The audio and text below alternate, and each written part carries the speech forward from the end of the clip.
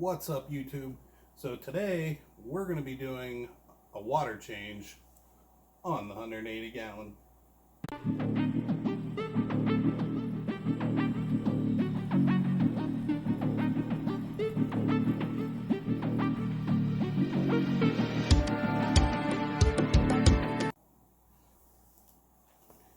Welcome back. This is Rob here with Cue Balls Reef.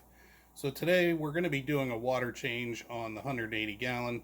It's been about 7 weeks since this tank has been up and running. I've done one water change so far, and to keep true to my plans, I'm going to do another water change today. My plan is to do a water change every other week of about 15%. That's 35 gallons roughly. And we're going to see the steps that I take in order to do a water change, and let's get to it. So we've got our freshly mixed salt water here. Now I'm using Fritz Blue Box. I've been using that for about 2 years. I started with Reef Crystals, and I'm pretty sure everybody has.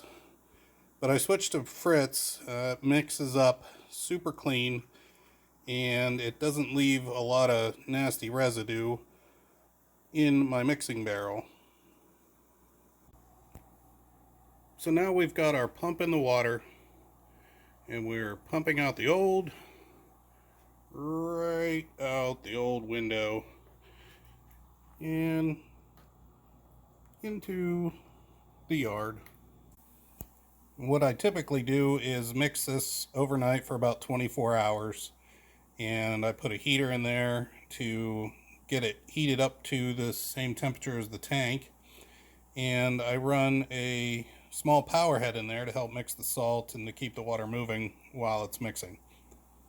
I also, with every fresh batch of salt that I get, I'll test the parameters just to make sure that they're matching up or pretty close to what I have in the tank already, so that I'm not shocking the system with each water change. So what I did after my first water change was mark the aquarium. That's that tiny little black dot right there. If that's focus. There's one. That's where I want my water to drain to. That's roughly 30 gallons, which is what I'm aiming for. So now what I'm doing is we're taking some of this water, about 4 gallons worth, and we're going to save it for the nano tank upstairs. Alright, so we've got our level down about 30 gallons. I found this handy dandy little hook that connects perfectly to my clear tubing.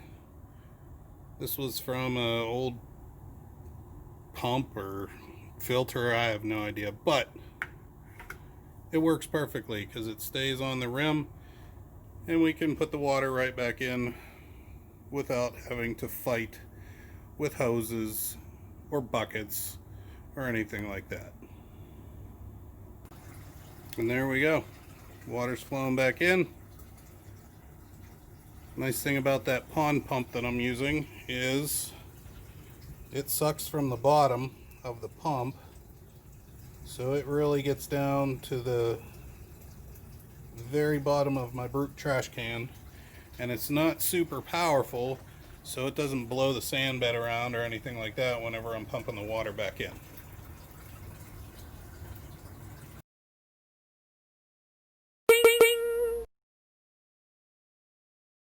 And there we have it. No fuss, no muss, no buckets. So the water change is done. Kind of letting things settle down before I turn the pumps back on. And that is how I do my water change. Now, if this tank was a little bit older, I'd probably be turkey basting the rocks or possibly doing some sand bed work, but since the tank is relatively new, I'm not going to worry about any of that. As you can see, nobody really affected by the water change. The temperature matched. I know my parameters matched. So we're going to turn the pumps back on, let it filter through for a little bit, and then retest the new water just to make sure the parameters didn't change. So that's it. That's how I do my water change. This is Rob, Cue Balls Reef. Catch you on the next one.